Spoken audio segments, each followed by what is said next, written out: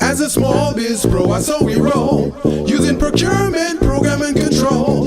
As a small biz pro, I saw we grow, using procurement, program and control. I'm a businessman, yes I'm an entrepreneur. Oh yeah, I'm a businessman, yes I'm an entrepreneur. Oh yeah, I'm a businessman, yes I'm an entrepreneur. Good afternoon, everyone. This is the Business Zone with Crystal and Gilbert Buchanan, your small business paramedic. Today is a very special day, folks. Not only is it Mental Health Month, not only is it the weekend of Memorial Weekend, but my co-host and I, we've got a very special show for you. Today, our show is all about blackness, all Nah. about black wealth, black power, black privilege in an economic sense. So, Crystal, what do you think we're going to talk about today? Well, Gilbert, like you said, the 20 has been a very 2020 starting 20 actually 5 years ago when the man that was in the White House is in the White House. But this is a very awakening time, right? We've been all waking up from a deep, deep, deep, deep dark sleep and sound sleep, and so 100 years has passed since the massacre at Black Wall Street in Greenwood, Tulsa, Oklahoma, and we're going to talk about that today. They're really not celebrating, but they're acknowledging that 100 years ago there was a massacre that destroyed a city that had become economically sustainable.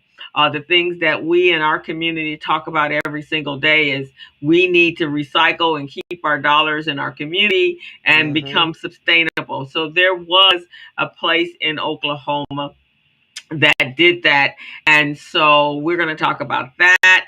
But it's just so much going on right now, Gilbert. And I think I've been reading some amazing books about our blackness and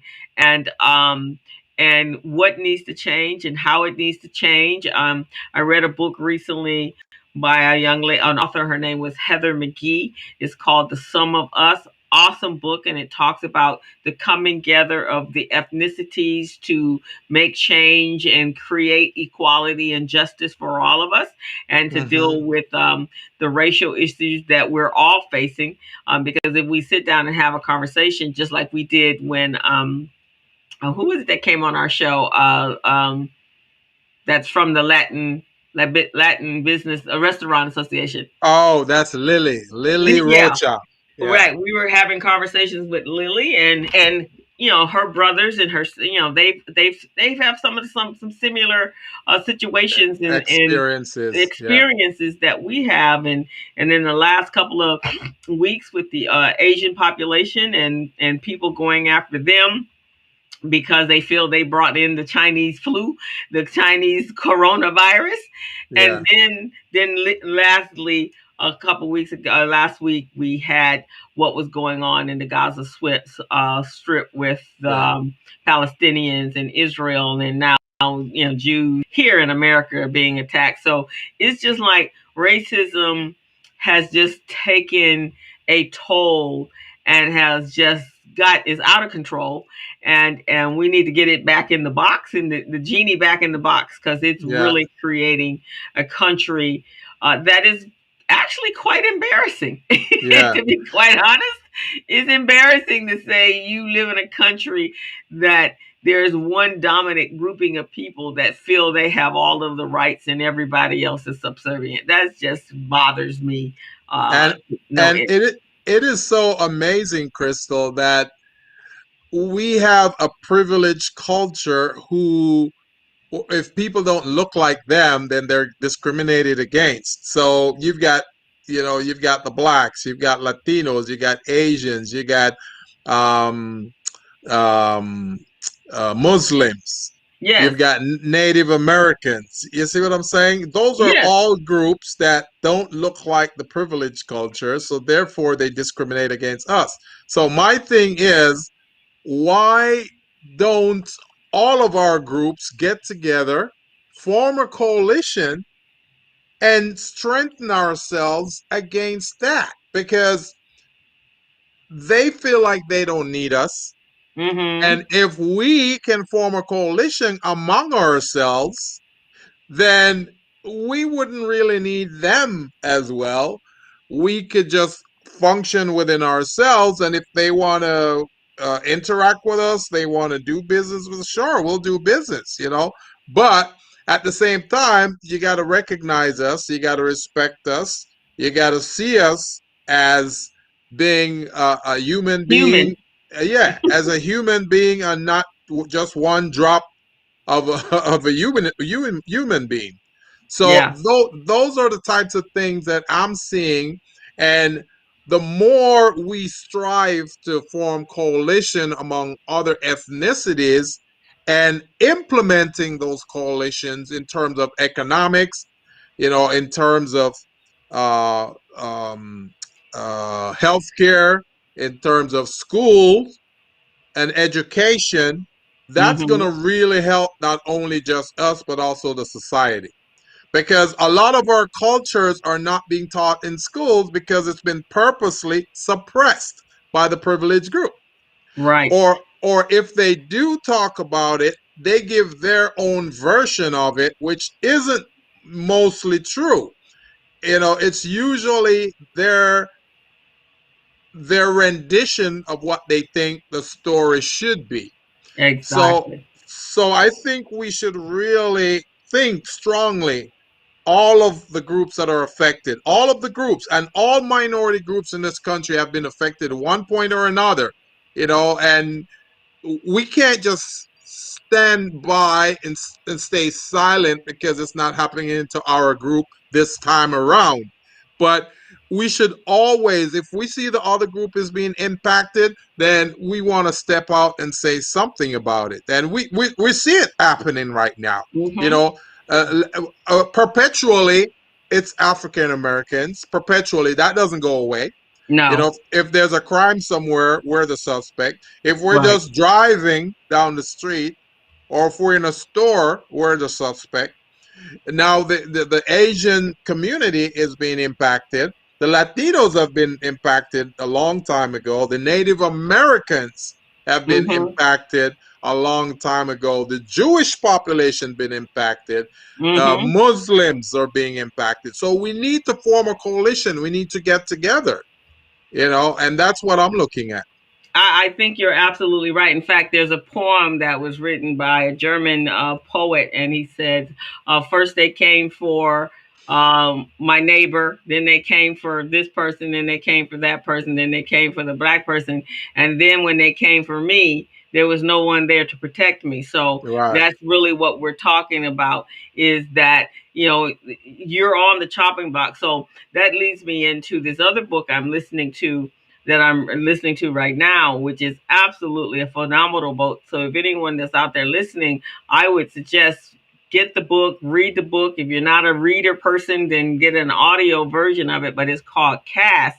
And Gilbert, so exactly what you're talking about is there was a there is a strategy that's going on. This is not something, it's not just something that's happening. It's a strategy with a working plan and a flexible working plan to maintain the subordinates of a grouping of people and the dominance of another grouping of people, right? So, like just like the caste system in India, where you have, I think they're called the Druids.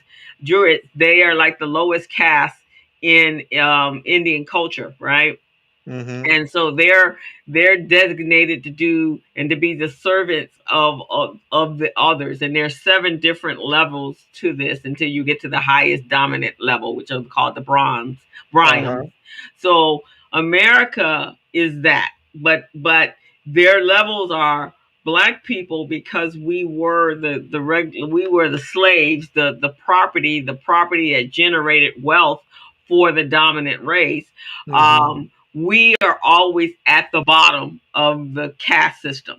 And then the next, they kept bringing in other immigrants in order to continue to bring in the strength of for the dominant. So if you were a white persuasion, or a lighter persuasion, then your level went up above us, right? So we're always Yeah. on the very, very bottom, and everybody else. But ultimately, the dominant caste, which is the white caste, the Caucasian caste, they're the ones that's in dominant. So you really have to read so you understand truly what is going on. And the same thing, Hitler did the exact same thing with the Jews. They just Mm-hmm. felt that the Jewish people, if they let them remain like they were, then they, because of the proclivity to become wealthy, would outrank them and therefore would take over. So it's all about Yeah. power, and it's all Right. about dominance. So Yeah. we really need to talk about that in earnest, and so that we can make a change. And you're absolutely right. If all of the minorities came together to fight as a human, one human, because this is what I say, Gilbert. We are all the same on the inside. We Mm-hmm. all bone and blood and tissue and all that, right? We Right. all have the same organs. We all function. God gave us all the same capacity. The only thing different is our outer coat. Our Yeah. outer coat has a different color, Mm-hmm. and God did that. And so we're no different. Our experiences may be slightly different, but there's a core of us that's exact same. We bleed the same, we love the same, we have children, we grieve for our children if something happens to them, we grieve for our lost ones if something happens, we celebrate new babies coming into our communities, into our families, and we celebrate and we honor our elders, and we mourn our death. So those experiences are the same. I don't care where you live on this planet. Mm-hmm. That If is you are true. on this planet Earth, that is how we function. And so Yes. to say that there's a dominant power that is preventing from the other people from creating a sustainable lifestyle, then that's the problem. That's a problem. That's a Right. problem that we have. So Yeah. that's not soapbox. So with that, today we're talking about a time, I've heard kids say the little bit of history that they did get in school. They always wondered, why did we not, how could we just still be the same? We didn't fight back. What happened? And Yeah.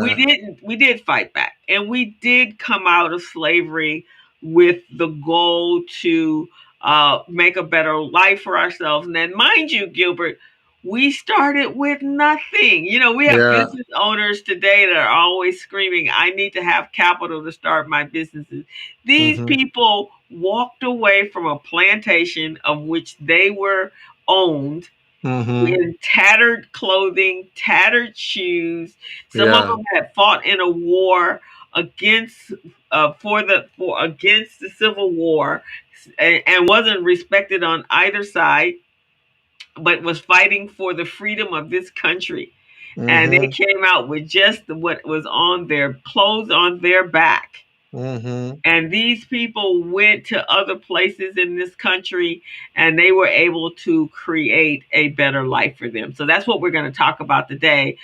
Grouping of freed slaves that made a journey to Tulsa, Oklahoma, in a city called a suburb called Greenwood. Greenwood, and they created a um, a Black Wall Street, which was built for Black people by Black people. And so that's what we're going to talk about. And the country is talking about that today, because in 1921, 100 years from today, actually it was May 31st, 100 years from the day, that town was decimated, mainly for them just trying to do what we talk about every day, have and live a life where we're not suffering, and we can take care of our own.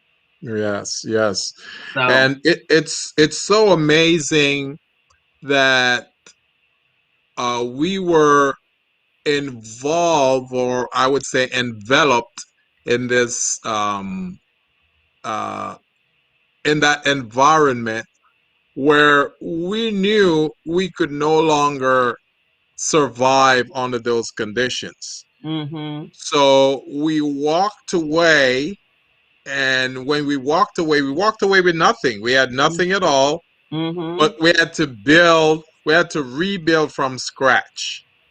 And that to me is sustainability, because those folks were able to uh, create things that helps them to sustain themselves, so they wouldn't be dependent on the other culture, the privileged culture. Mm-hmm. And after that economy was built and starting to flourish and becoming self-sustainable, then the privileged culture did not like that, and they decided to destroy it. Right. Now we weren't relying on them for anything. We didn't need anything from them. We were self-sustainable. You see Right. what I mean? But they couldn't stand the fact that there are groups out there that are self-sustainable.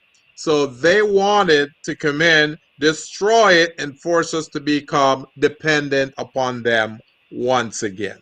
Yeah, exactly. And isn't it something, Gilbert, um, that, and you and I have heard this so much because, the space that we're in, the business space, and we always have our clients are building businesses and trying to grow their businesses, and capital is always an issue for them, right?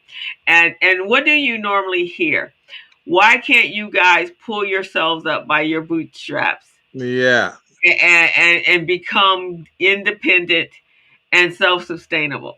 So here is a group that a grouping of people, black people with nothing, did exactly that. And what Right. happened? You came along and you And destroyed it. So, destroy it. so you really truly don't want that.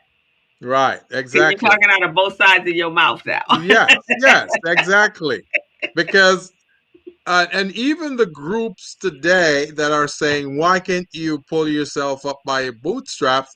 We've been doing that over and over and over. We've been pulling ourselves up through the bootstrap because the system doesn't really offer us opportunities. It doesn't offer us assistance. What it does, it gives us a little pittance that we will remain dependent upon them. Mm-hmm. Welfare is nothing that really elevates us or transform us or take us Oh to no, another it's keep level. you dependent. It keeps us dependent upon the system, you Mm-hmm. know. And all those, even if you get a loan from a bank to start your own business, the loan is at outrageous rates. Yes. Or the amount that you get in a business loan is so small that you can't really function the way that you ought to in order to be self-sustainable. So again, they try to keep us dependent upon them for more stuff. It's like, hey, you want to become a fisherman? Here's one fish. Go ahead and eat this fish. You see what I'm saying? But I'm not gonna give you the pole to go do your own fishing. Yeah, I'm not The going to show worms. you I'm how gonna to give do you this. I'll one just fish give you a fish. Here's one fish, and you can try to feed your family with that one fish. Okay? and Yeah, sustain for a lifetime on that one fish. exactly. And they know that once you eat that fish, tomorrow you're gonna be hungry again. You're Right, gonna want you're exactly. gonna want another fish for you and the kids, right? So that's exactly what they do. So we want to break away. I mean, we broke away from this before 1921 Yeah, in back in 1865. Oklahoma. Yeah, Right. But here's the thing, Gilbert. When you were growing up, now I actually grew up in New York, yeah, so we come from a much more militant stock up there. yeah, But I have relatives that grew up in the South, and I was speaking with someone yesterday, and we were talking about that and how that the further away that you got away from the South in that mentality, and not to say that that mentality still did not exist in the North, because it did.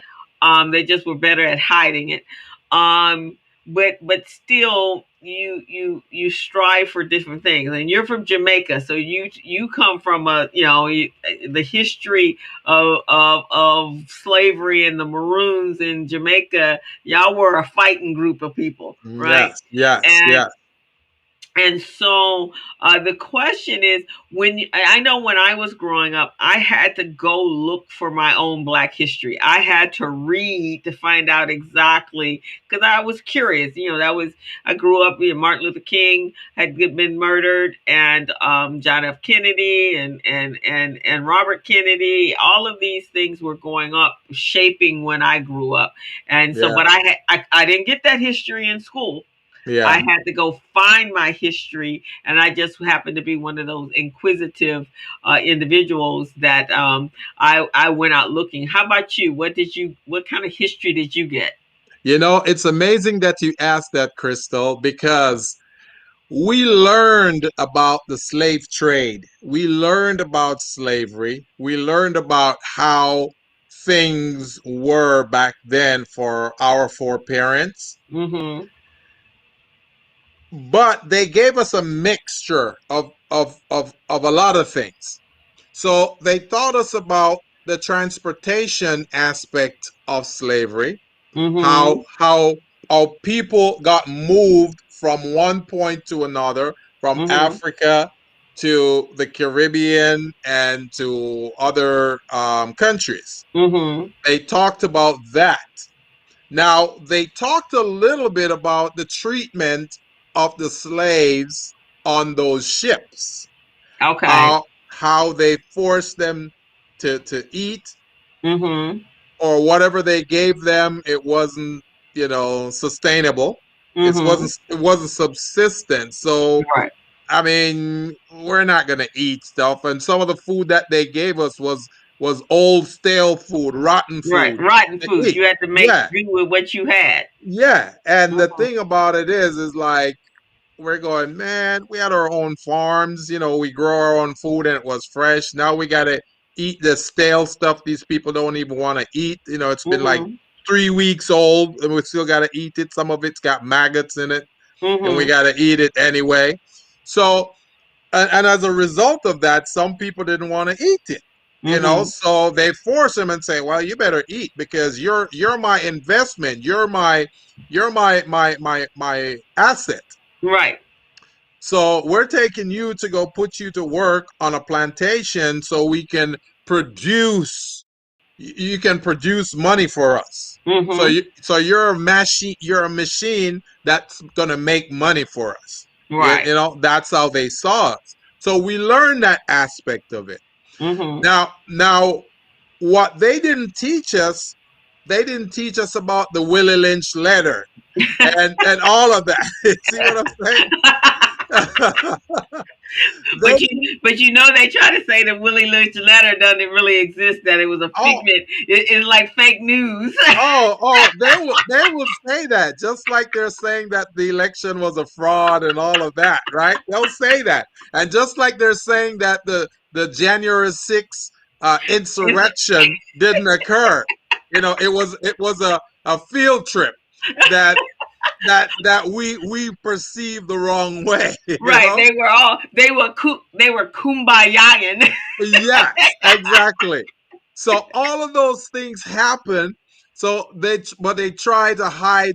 They try to hide the system, Yeah. the blueprint that they use to make that oppressive process successful. And Yes. and and that blueprint is the Willie Lynch letter, which speaks to To you control. how you can control these people, how you can suppress them, and how you can continue to make them work for you without paying them, and they'll be happy about it. Right. You see what I mean? So we learned some of that, but we didn't learn that system right there. I mean, we saw it manifested in front of us, Mm-hmm. but we really didn't understand the commercial, the commerce side of it, the commerce and side of it, right? yeah, you Yeah. see what I'm saying? And, So and, and in American history or class, when you're taking American history, they kind of glossed over that, and then they jumped right over into the Industrial Revolution, right? oh yes, oh And yeah, skipped all that other stuff and oh skipped yes, right into the industrial, like, But in America, that was the core of the building of this country yeah, was slavery, because that's how they became wealthy. That's right. how the banks became wealthy. That's how everyone became wealthy. Oh yes. Um, and they were involved. Now, here I'm curious before we jump into our topic today. So, because at that time, were you in school with, did Great Britain still, were you guys still a commonwealth, or when No, you got no, your independence? we had gotten our independence. Okay. I think our independence was 1961 or 1963, somewhere around there. Okay. So when I was born, we didn't have independence. So we were still under the British rule Right. because the British. So let me explain, because see, a lot of people don't understand how this whole slavery thing worked, Right. and the whole slavery system has several components to it. So what happened is, just like the cable companies operate right now, just like the car companies operate in this country right now, Mm-hmm, mm-hmm. is how it was back in slavery, where a group of countries who call themselves first world countries or the dominant countries, they came together and they strike a deal and they said, okay, all of us are going to own the world. We're going to own all of these countries. We're going to own all these slaves, and we're going to dispatch them to our own little Right. other countries, right? Mm-hmm. So you had Britain, you had Spain, you had France, you had Holland, and you got Portugal. Those five countries control the world. Right. Okay? Mm-hmm. Just like we have these cable companies control the commerce and the market. You Right. got Yes, exactly. AT&T, Verizon. Good Um, analogy. you see I what like I'm that saying? analogy. Uh-huh. Yes, they came together just like those cable companies. Because what those cable companies do, they say, okay, you're gonna control North Los Angeles, you will control South. This one will control the east side, that one will control the west side. That's how they divvy up the cable.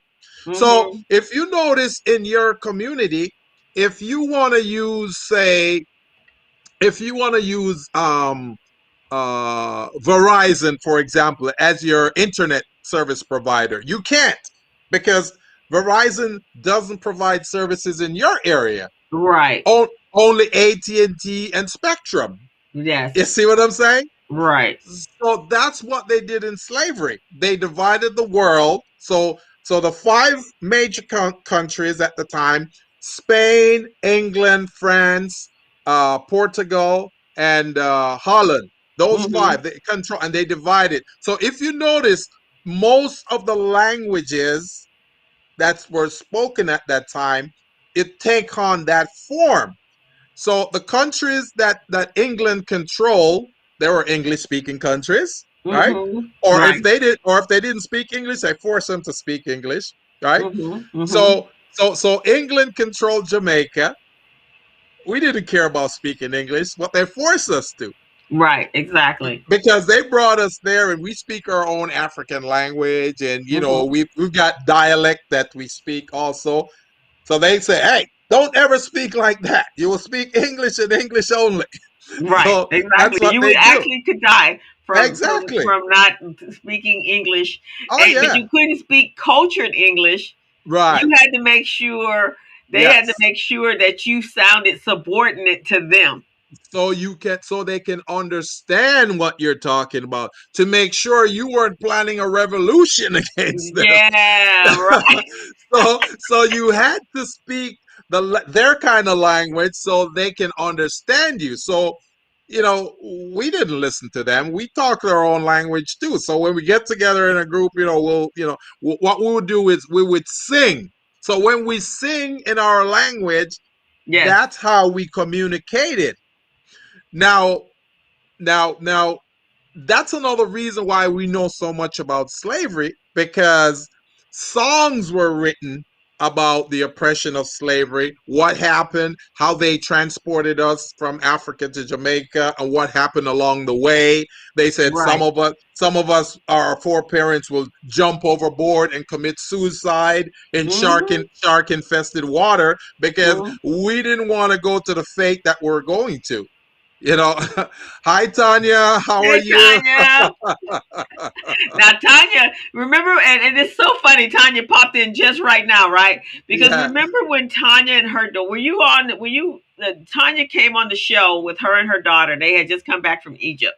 No, I missed that. I missed that. Okay, so Tanya was telling us when we were talking, they're jumping off of ships and jumping off the slave ship. So when they were leaving out of America, out of heading to on their trip, she said they received a letter from the group that they were traveling with, and they were saying the letter contained that you are now flying over the waters.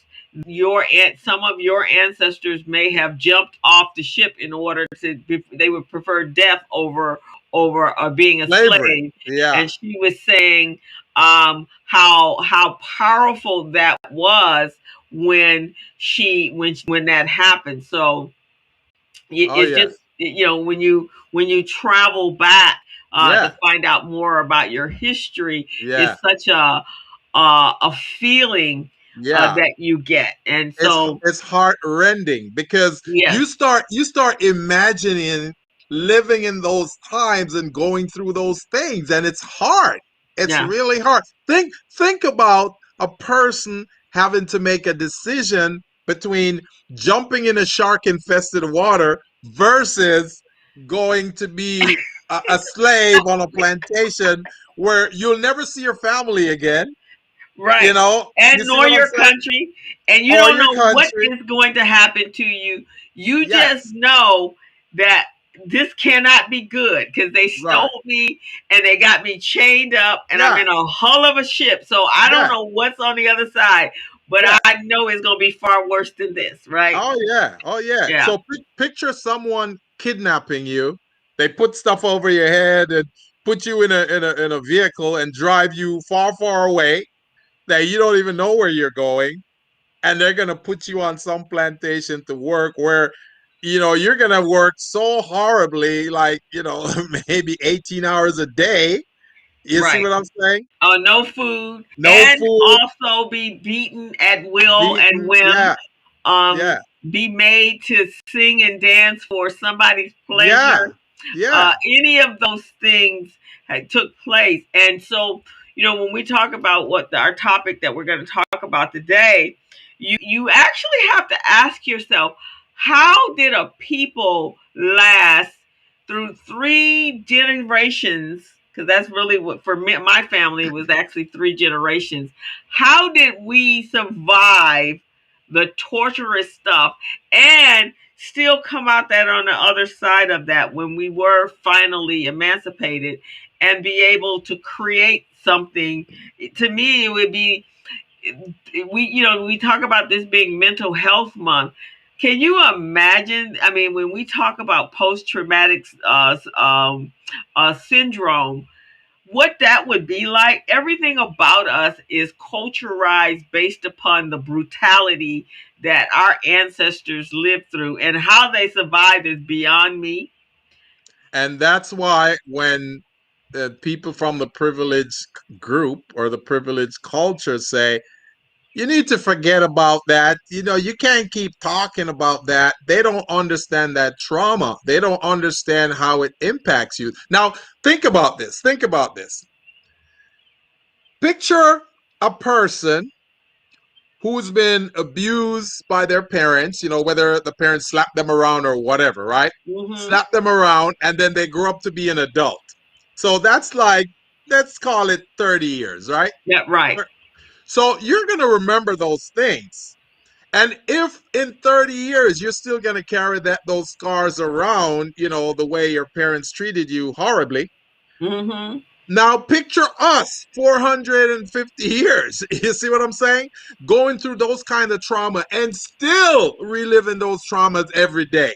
And Still getting that police profiling, still getting, unfair treatment, still getting people saying, "Hey, here's an opportunity," but it's not the real opportunity because you want to purchase a home, you can't get one because they won't give you a mortgage. right. All your economics has been arrested from you. Right. Exactly. Yeah, And to go in and try to get that mortgage, and not only do they just not say no, they humiliate you to the place so that you will never come ask again. That's yeah, it. They want to make sure you stay in your place. yeah. Tanya said we must keep talking about it because we should never forget, and she's going to get me a copy of that letter that That's she right. read, because she said that it was really, we have to go back and there's a the videos in our archive, but you could feel it. She goes, it felt like when they were reading it, goosebumps on their arms, and their heart felt the Yeah. deepness of that. Oh yeah. But we're gonna jump over to, so those individuals that did leave and were able to make themselves of something of themselves. So here Yeah. they come and they leave and they get their freedom, and they go and they travel across the country to the wild wild west, where again the dominant culture has eliminated the Native American from their lands, basically Yeah. doing the exact same thing, right? But Yeah. what they did was they left some opportunities. And so in that, there were a number of individuals, one individual for sure, and we're going to talk about him, that he built, and he was the beginning, the founder of what we all have come to know of as Tulsa, Oklahoma's Black Wall Street, which was Yeah. in the district of Greenwood. And Hmm. I don't think I learned about Black Wall Street when I was in school.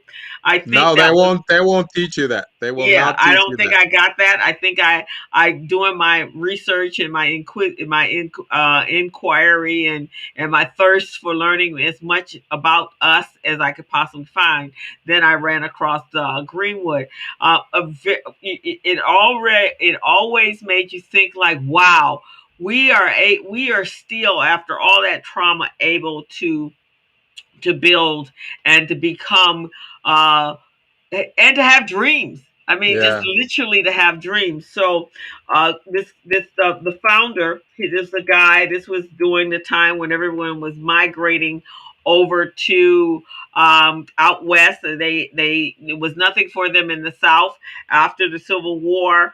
African Americans were emancipated, and they began integrating into the tribes, a relationship that would provide freemen with their own land. Now, there were also some situations where the Native American also held us captive, but uh, for the most part, they were kind of allies. So in Tulsa, they were able to create the African American district that thrived as a community of business leaders and visionaries. And I know we talk about this all the time. This is the whole mission of Recycling Black Dollars, is to be able to create businesses and support our own businesses and create economic wealth and empowerment within our own communities, so that we are not dependent on others. So, but before Greenwood, this is just a little history for those of you that didn't get that history lesson. Before Greenwood District was established, African Americans came to Oklahoma in the mid 19th century as slaves of the free civilized tribes. And the term used for the Cherokee, the Chickasaw, the Choctaw, Creek, and Seminole tribes, who were forced from their lands in the southeast part of the country, resettling in Oklahoma, and then known as the Indian Territory. So this is where they and again there were slaves. Of the Indians had slaves as well. In fact, that's how those of us that have Indian blood got our Indian blood. Yeah, yeah. So it's because we're And there. and Crystal, I want to touch on something on your first slide there, which is very, very important. And I would like a lot of our folks to recognize this. We've heard of Farmers Bank before, but we had no idea that it was Mm, first owned and created by a Black entrepreneur. You see what I'm mm-hmm, saying? mm-hmm. Uh, we heard of Mutual Life Insurance Company. We never know it was created by an African American slave, No. ex-slave. You see what I'm Right. saying? So we Right. never knew that. And also, a lot of these companies that are out there right now, like Union Bank, for example. Union Bank was formed to protect the farmers and low income folks. That's what Mm-hmm. Union Bank was for. But then it got taken over by these capitalists who totally lost the vision of what Union Bank was all about, and now they commercialize it. So when we try to get loans, they treat us just like the other banks. That's not what the purpose was. The purpose of Union Bank was because we couldn't get loans. Minorities could not get loans from anywhere else. So that's why that bank was formed. If you ask a manager at Union Bank right now about that, they have no clue about that story. They don't know the purpose Wow. or why it was. So it's the same thing with Farmers Bank right here. So I just wanted to put that out there to let Thank you, because folks I know. didn't even know that. I didn't know that as well. Like I said, it's just so much information that we don't know about. And so in that, in the in the 1900s, these businesses, these black people pulled themselves truly up by their bootstraps, and they went to find a better life. And here they again. Here's another journey they had no idea where this journey was going to go. But in Uh-huh. this journey, they were like, well, it's got to be better than where I am. And Mm-hmm. so basically the relationship of the wealth or the relative wealth of some of the black folks in Oklahoma came in part through their connection with their tribes and ownership. Um, and then there were some acts. Dawes Act of 1887 authorized the government to divide the Indian territories into a individual Native Americans, which included some members. And as the word spread in the Indian territory, that it was a safe place for African Americans to settle, and this was between 85 and 1920. More than 50 black townships were founded in Oklahoma. Now, here's the interesting thing. I have friends that are from Oklahoma. They didn't even know Tulsa, Oklahoma, and Greenwood, or the Black Wall Street actually existed. And they're from Unbelievable. Oklahoma. Unbelievable, right? Unbelievable. And that's the kind of thing I'm talking about, how they withhold that type of information from the general public. You see what I mean? Right. Because they don't want us to know the extent of the cruelty that they imposed on African Americans, I Yeah, should and to say keep and how Africans at the time. the efforts, the heroic efforts that went in place to keep you from finding out. So Yeah. there's a book that I read last year called Black Fortune. So if you guys are interested, there it's actually talking about the seven wealthiest of black people in American history, and this guy was one of those. His name was Ottawa W. Gurley. He was a black educator, entrepreneur, and landowner who was born to former enslaved Africans at the beginning of the 20th century. He went to Oklahoma, and he was he did some. There was the Homestead Act, right? And so he purchased 40 acres of land in Tulsa, Oklahoma, and he was born. He was raised in Arkansas, moved to Oklahoma during the Oklahoma land rush of 1889. After running a general store in Perry, Oklahoma, Gurley, a serial entrepreneur moved to oil-rich Tulsa and reportedly purchased 40 acres of land on the north side of the city with the vision of selling residential and commercial plots to African Americans. Gurley wasted no time opening a rooming house, purchasing buildings, and providing loans to help other people start their own business. So he was one of the founders. And what he did of Black Wall Street. Of Black Wall Street. So what he did was he reached back. He was encouraging people to come, that they could buy this land, and that they were going to create, a utopia, so to speak. Right. So to promote self-sufficiency, because they know that if we went to the privileged dominant culture, they wouldn't try to recognize us. They would try to, steal our land, perhaps. So and the same thing that goes on today, they would have prevented that from happening, right? Yeah. Because the second level of slavery was the sharecroppers, right? Yeah. We give you a little bit of land, and at the same time, when we did that, then we were making sure that you still stayed in servitude, just another look of servitude. Didn't call it slavery, but you still were in servitude. So these people were like, let me get the heck away. So there was another architect. Architect. Let me jump over because I moved. What happened? I missed this guy. Let me go back. So anyway, there was another guy. I don't know what happened to him, but his name was J.B. Stanford, and he was the former son he was the son of a former enslaved man. He was a lawyer from Kentucky. He owned pool halls, shoe shine parlors, and boarding houses. And before moving to Tulsa in 1889, with the goal of creating wealth in Indian Territory, Stanford invested in real estate properties and bought the Stanford Hotel on Greenwood Avenue, a luxury establishment that was considered the largest Black-owned hotel in the country, with 54 guest suites, a pool, a saloon, and also a dining room. So even today, that is always the quest of Americans is to Black America, is to buy real estate. And as you can see, this real estate really helped in helping you develop and create your wealth. So that's what we're always talking about. Don't just be in an apartment building. Hey, Lloyd, the renting from a building. You want to buy the building, because that's right. What gives you leverage. And so that's what gave these people leverage. Another one of the architects of Greenwood was A.J. Smitherman, whose family moved to the territory in 1890. He founded the Tulsa Star, a Black newspaper based in Greenwood.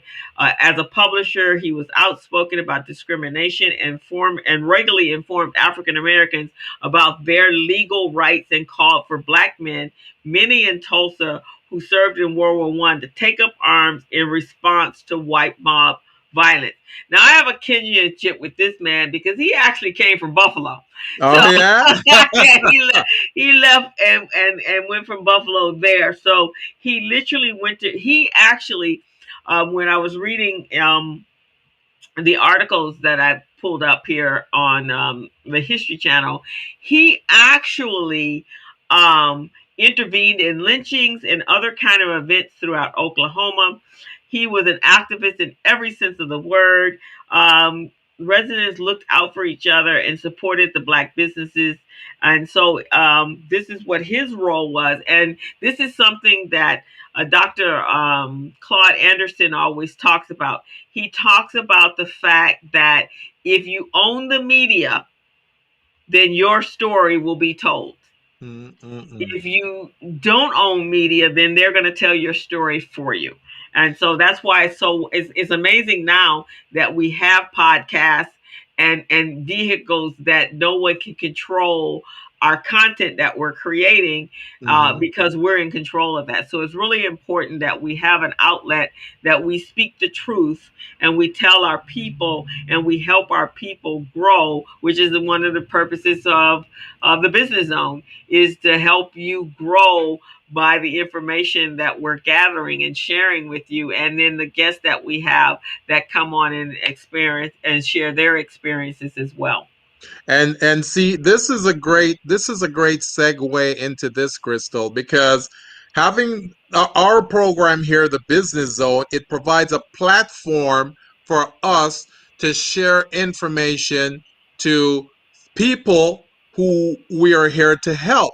And the information we're sharing is unfiltered, unfiltered. Just like this Booker T. Washington gentleman, he also did the same thing.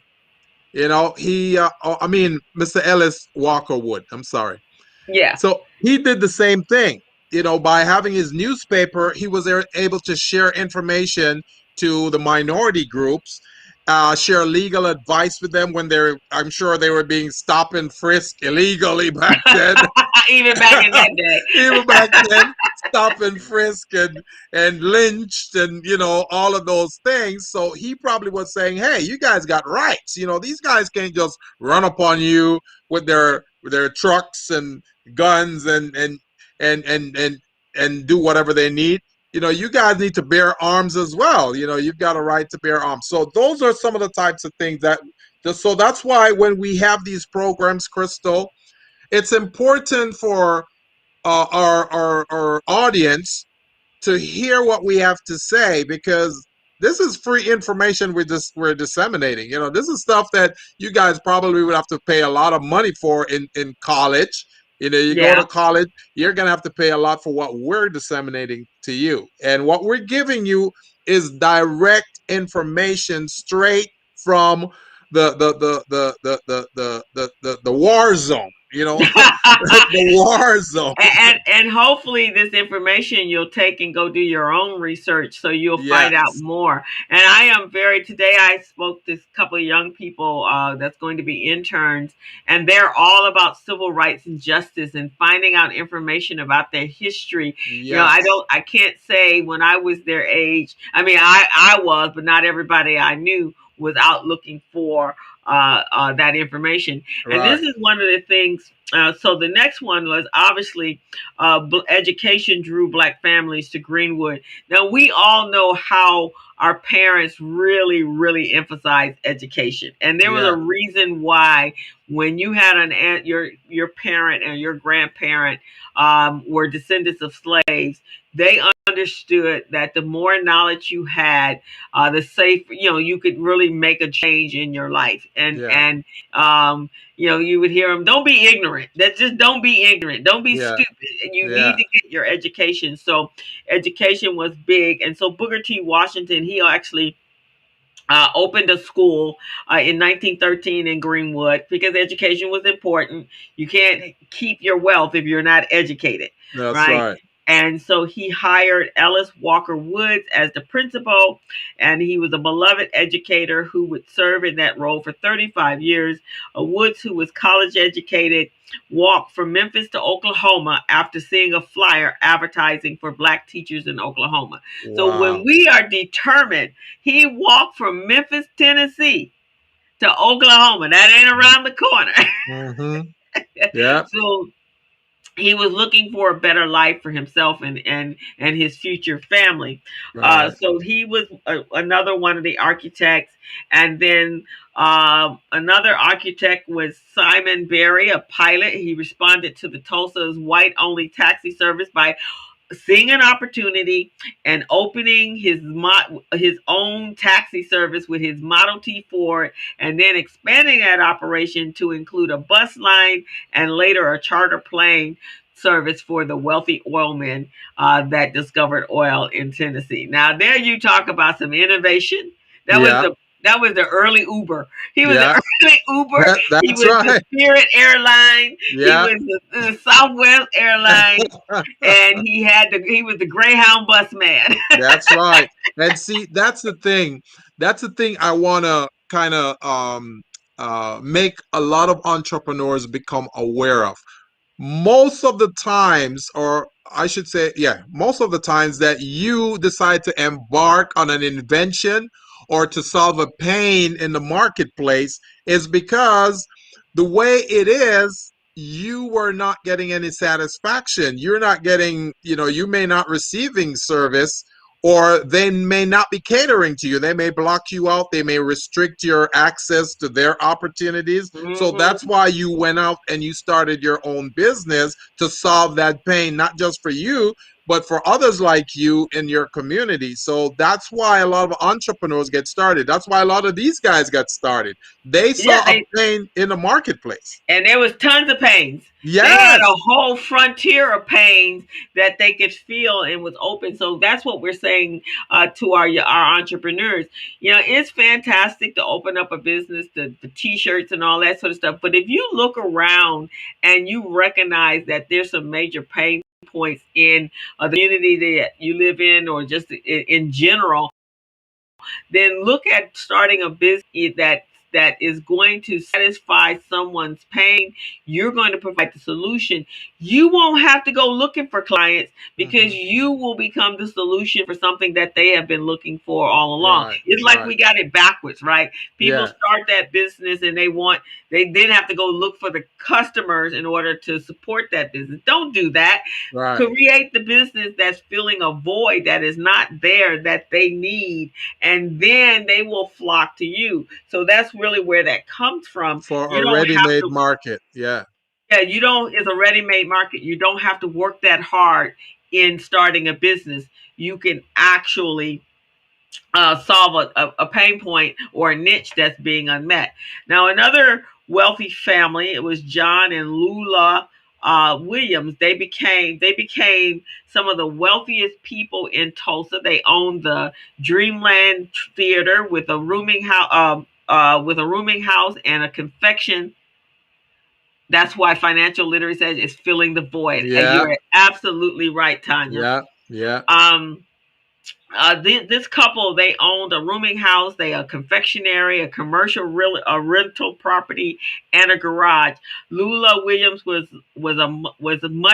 as much a partner in all of the couple's businesses, and other women in Greenwood became entrepreneurs as well. So that was the other thing that they did, Gilbert. They actually supported each other. So if I was starting a business, then they if they had money to invest, they invested in to help that person grow that business, and then that person would help that next person, and that's how you do that. You're using your whole the whole community to uplift the community. It's not just one person. You know what's amazing about this trend that we're looking at here, Crystal, with these inventors who came before us, these pioneers that came before us? They all engage in separate industries that when you put them together, they form a coalition that help develop the infrastructure. Because you have transportation. This guy did the plane, the taxi, the buses. He did all of that. This other guy right here, he provided room and board and housing. That's part of your infrastructure. The other guy taught education. So he educates you, lets you know what's going on. That's part of your infrastructure. And then the other guy before him, he did the land. He purchased 40 acres of land, and he sold portions of it so you can build your own house, and it's a part of your infrastructure. So this is just amazing, Crystal. This is just amazing. And although there were wealthy Black people in Greenwood, there were also people that were struggling, but those are the people that needed jobs. So then these people, they were able to provide employment for their communities, and and the money they spent and helped build their community. So you're right, Gilbert. They were building a community of services that they couldn't get outside of their own community. So they were creating their own community. So you had a lot of people that were working in hotels and so forth, and they got paid. So this other young lady, she and still part of this infrastructure, made a little. She came from Boyle, Oklahoma, arrived in Tulsa in 1913 with $1.25 in her pocket. Wow. Now, this lady lived to be 104. She just died, I think, a couple years ago. I think she died on May 21st this year. Yeah, so she just died. She survived the massacre. She opened a successful hair salon and worked in the beauty business for decades. So again, she created another service that wasn't being met. Black women were being, and barbers. They needed a plate. They were going to work, so they needed to look decent, and they created. So they didn't take their money outside of the district. They put their money back in the district that they were living in so that they could create this community. And I must say, you're absolutely right, Gilbert. They were creating their foundation. Thank you, Rhonda. They created their own. Thank you, Lloyd the Truth McLeod. Appreciate it. So the Green Room residents supported Black-owned businesses on Wall Street. They looked out for each other. They supported Black-owned businesses.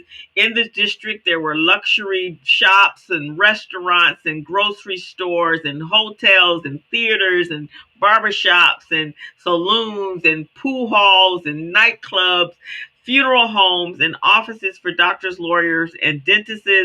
And Greenwood also had his own school, his own post office, his own hospital, and his own jitney service. So they didn't need anything outside of their own community.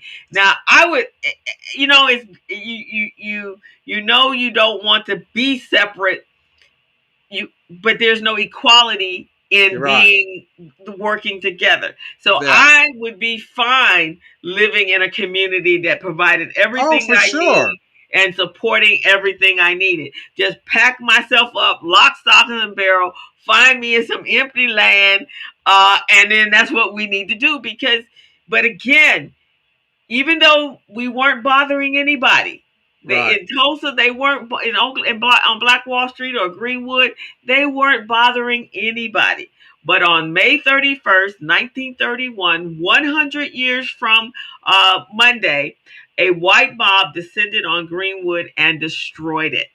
And my understanding, when I did my research, they didn't even know we existed, because that's an interesting thing. The dominant culture really doesn't know you exist, because they're not coming to look for you, right? It's only when somehow or another what you do tends to fall over into their ear space, and then about it. So what I had heard was the poor whites of Greenwood couldn't get loans from banks, and so they would come to the Black establishments. They came to the Black banks and the Black establishments, and they gave them loans, thinking that they could do that. Well, no. So when this person went and they got money, they're like, well, how did you get this money? I went over there to the Black town, but that's not the word that they use, and you all know that, right? I went over. So even in that, they were derogatory. I went over there to the other place that they were going to call, that they called us, and they gave me a loan. You didn't give me a loan. They gave me a loan. And they're like, where they get money to do that? And at that point, they put it on the radar. And then on May 31st, 1921, that was supposed to be 1921, a white mob descended, destroying 1,000 homes, multiple businesses, displacing the district's 10,000 residents, and a reported 300 Black residents were killed. And you know what's amazing about all of this right here, Crystal? What's really similar and familiar about this is all of this massacre that occurred. It started with a lie. You see what? Just like recently in our elections, that election fraud claim is a lie. It started by someone who is a loser who can't stand losing. And they created that lie. They did the same thing with the Tulsa, Oklahoma. There was a Black gentleman who Yeah, was that's how they created the drama part of it. Yes, yes. Yes. He was I think he's a shoe shine cleaner or a service worker. Mm-hmm. And there's this white woman who was going in an elevator, and she decided to lie that this gentleman touched her, and he never Mm-hmm. did. He never did. Yeah. So then she went to, all of these,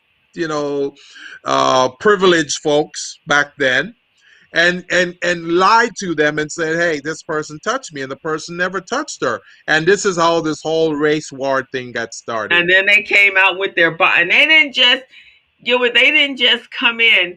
They bombed. They dropped Yes. bombs on the city, on Right. the township, so that they could get rid of it. They wanted to level it, and they wanted to make sure that it was never rebuilt. They wanted So to demolish that it. that's some hatred.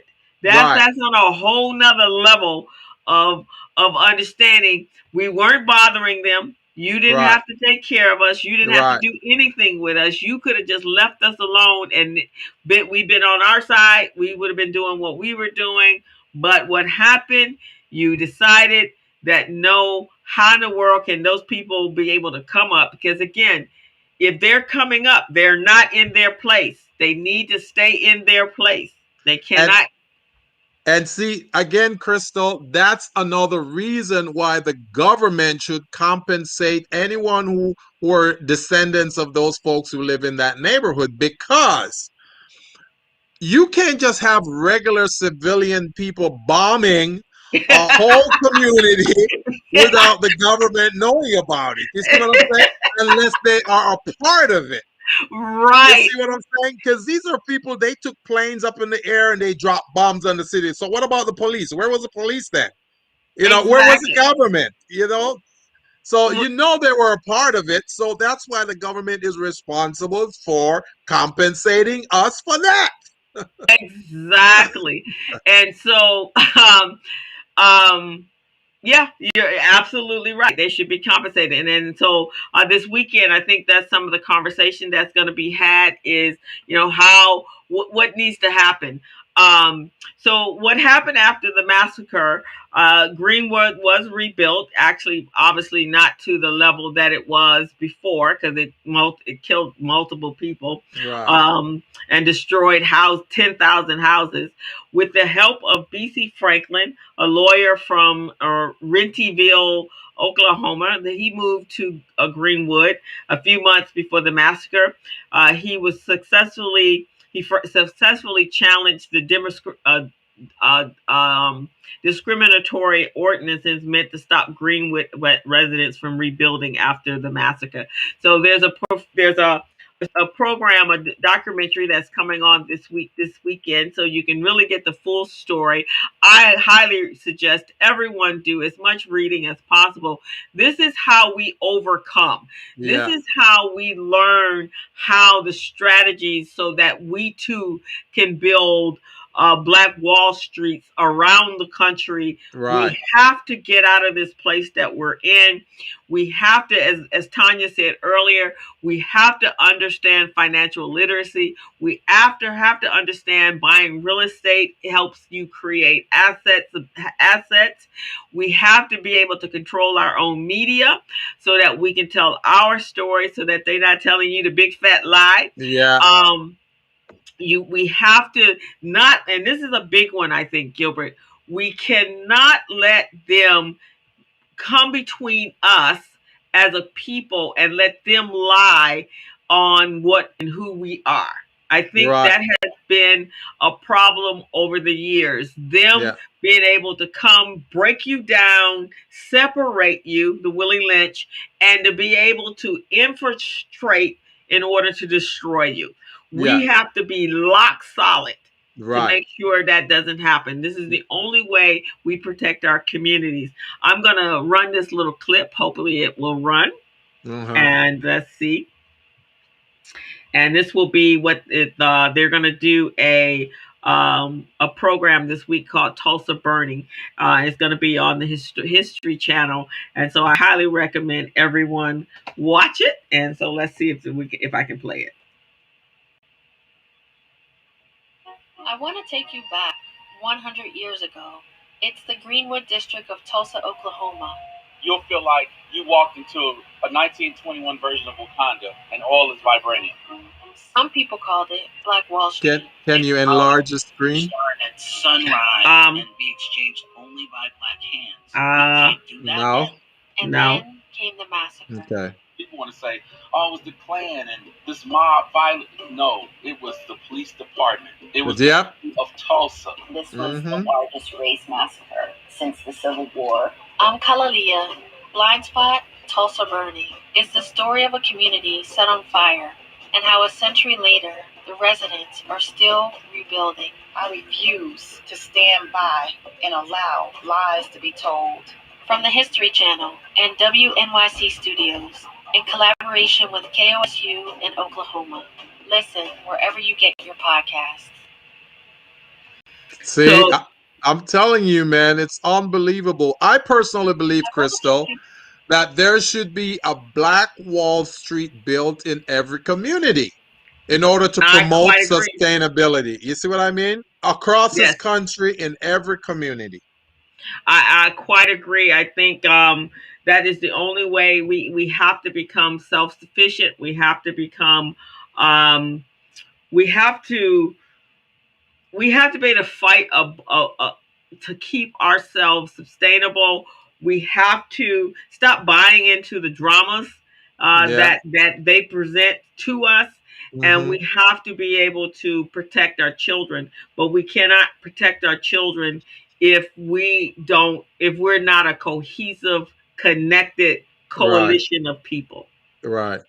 And that's why I keep saying all the time, man, not only just our group, but also the other minority groups. You know, we all, if you put all the minority groups together, do you know what the percentage of majority dominance we would have? Because Latinos are 39. Latinos are 39%. African American is 13%. Okay, and you see what I'm saying? Asians are 9. Asian is about 9%. So already, let's put that together. So 39 plus 13, that's 52% right there. 52 plus 9, we're talking about what? 61%. Okay, that's 61% already. We haven't talked about the Native Americans. We haven't talked about the Indians. We haven't talked about Asians. We haven't talked. The other groups. We haven't talked about them yet. So if we put that all together, man, I'm telling you, we are the dominant culture, and we can do business among ourselves. We don't need the privileged, culture to tell us what to do or run our lives and those types of things. Well, we truly don't need to be continue to be in this subservient place that we feel we have no control. Right. That we're begging for our lives, like what we saw with George Floyd and the many others that have died. I'm going to put the link, guys, there so you can go and read up with the resources that we use today for this program. But yeah, you're absolutely right, Gilbert. I would love to. RBD has been around for 30-some years, 33 years, and we're still saying the same conversation over and over again. Yeah. And I get it, right? Sometimes it's not easy. And Fernando, you're absolutely right. We should build, we shall build and work together. We have to work together. And really, the only reason we don't work together is because someone told us that we can't work together. Exactly. And again, that's a part of the Willie Lynch doctrine. Divide and conquer. That's part of the Willie Lynch doctrine. And that's why when we are, they make it so that when we argue among ourselves, we start criticizing each other's appearance, our culture, personal things about us, because they want us not to like ourselves. So if they can make us feel inferior and feel awful, then we won't get together. We won't form that coalition. Right. That's what they're trying to do. So, exactly. Yeah. And keeping us pitted against each other so that won't happen. I mean, because even when you look, Fernando says, thank you for sharing the information. Thank you for watching and tuning in. Thank you for watching, Fernando. Appreciate it, man. Thank you, guys. Share the video, the show. This is the conversation that we have to have. We have to have these conversations every single day in order to do that. But Gilbert, if you're pitting groups against each other, telling you can't trust the Black people, don't trust the Hispanic people, the Latino people, don't trust the Asian people, don't trust the Jewish people. What are you doing? You're trying to keep us apart and making one feel more dominant than the other. It's about, they want you to stay in your place, and wherever they put you in that status, they don't want you to get out. And every time you look like you're going to get out. So Black Wall Street basically was about the fact these 10,000 Black people were getting out of their place. Your place is to stay under my foot, says the dominant race. And what you think you're doing, you coming out. So we have to be able to fight beyond that. We have to be able to prove. And as you said, 69% makes a big difference. And for sure, man. When that dominant race is very concerned by 2042 that they're not going to be dominant anymore. Right. And when you really look at it, it's all, I'm a numbers person, right? Yeah. So, me too. Right. You are too as well. So if the dominant race is not having children, if the dominant race children are killing themselves with opiates and meth and drugs and stuff like that, you will be that. No matter what you do to us, that's going to be the case. You can't kill us all out. So I know over the years they haven't really broken it down for us so we can understand what was going on. So let me paint a picture for everyone listening to this show right now. 62%. There are 320 million people in the United States, approximately 320 million people. 62% of that is 198.4 million. Okay, so think about that. If you can do business among yourselves and you're 198.4 million, don't you think you can become more sustainable? The different cultures working together instead of trying to get what the privileged culture has and they don't really care about us.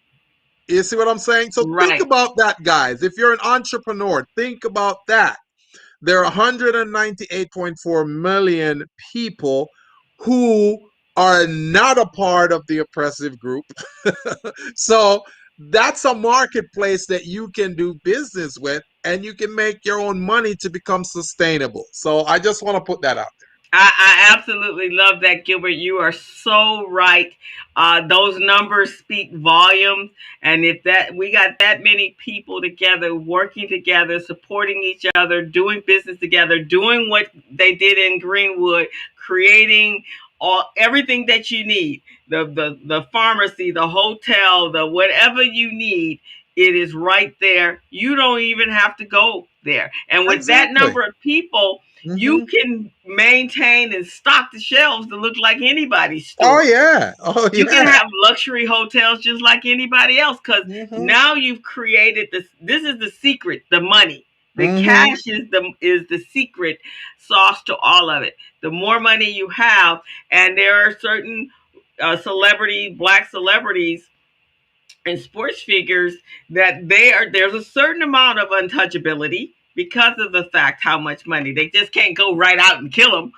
But again, we all need to come together and really working together so that we can get out of this place we're in. I'm sick and tired of turning on the television and watching another one of our children die in the street at the hands of somebody that thinks they're better than I am. I am sick and tired of our businesses being told no, they can't have loans to grow their businesses. I'm tired of the meager handouts and throwouts you give me every time we start screaming racial and civil justice, and then you want to throw out a few little dollars but you don't really make it that easy for me to get it. I still got to jump through hoops to get it. I still got to feel demeaned in getting it. I want a place where I don't feel that way.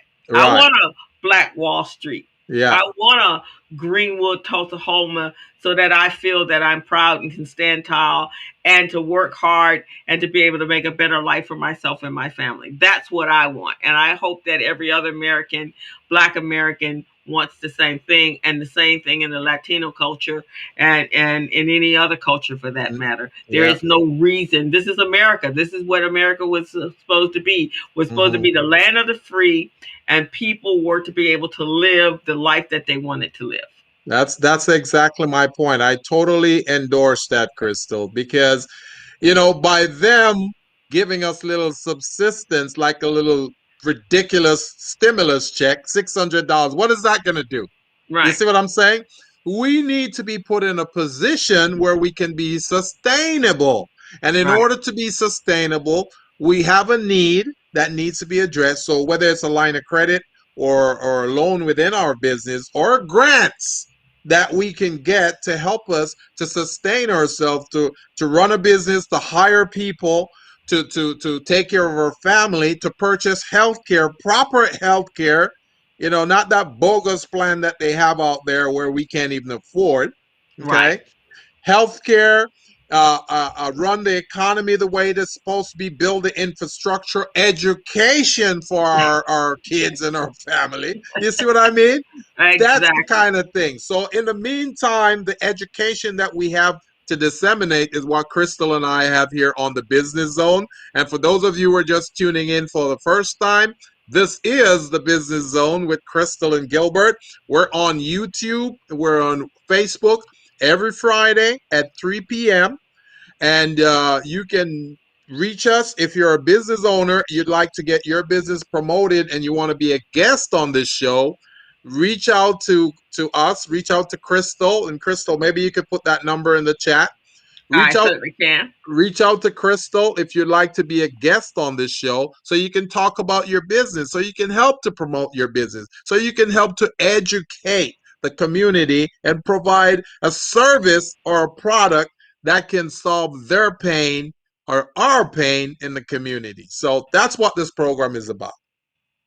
And that is our show, guys. We want to make sure you have a healthy and safe holiday weekend. It's Memorial Day weekend. Check out the Tulsa burning, the 1921 Race Massacre, which is on the History Channel this weekend. So check that out on Sunday afternoon. This show is on YouTube. Go check it out. Share it with your friends and family. Thank you, Stacy. Stacy says great show. Thank you, Stacy McBride, and thank you also for Fernando. That's one of my BFFs. And thank you, Stacy, for tuning in. Fernando, and we just want you guys to be safe. Also, we want you to know, we're coming out of the pandemic, but make sure you are safe. Make sure that you're still wearing your mask in places that you don't know and the people you don't know, because they may tell you they got the vaccine, but they may not have the vaccine. So stay safe, still continue to social distance, and wash your hands and sanitize. But have a fantastic weekend. Thank you, Tanya. Tanya said this was an insightful show. I am proud to be Black. I don't ever apologize for being Black. But I want to make sure that we are living and upholding and being recognized by each other and supported by each other. And it would be my ultimate dream that I am supporting all Black businesses and all Black businesses are supporting mine. So with that, Gilbert, it's been a phenomenal show today. It's been, and I want to thank Fernando Young and Tanya Mackey also for tuning in, and really, really appreciate you guys. Appreciate your input, and that's what we want to do.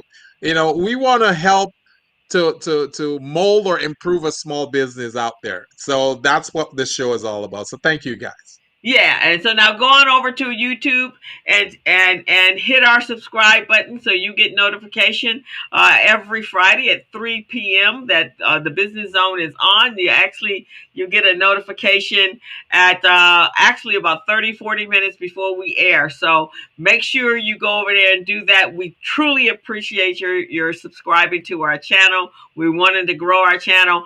In July, the Business Zone will have broadcasts have been on the air for 5 years. We're super proud of our consistency. 5 years, baby. 5 years we've been on this. Crystal and I, we've been on this for 5 years. So we want you guys to come celebrate with us in July, and we're going to have some goodies for you guys. Yeah. So thank you guys. Have a fantastic weekend. Gilbert, you got some plans for this weekend?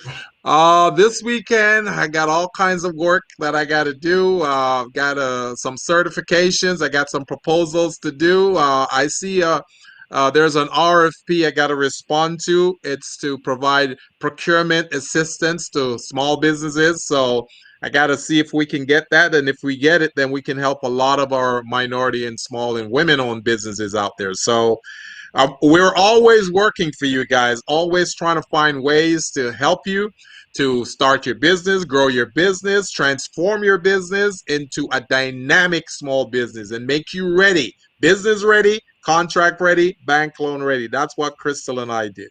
There you go. And I am going to take a little break. I'm going to play tennis tomorrow morning. I'm going to hang out with my girls Stacy and Daisy on Sunday.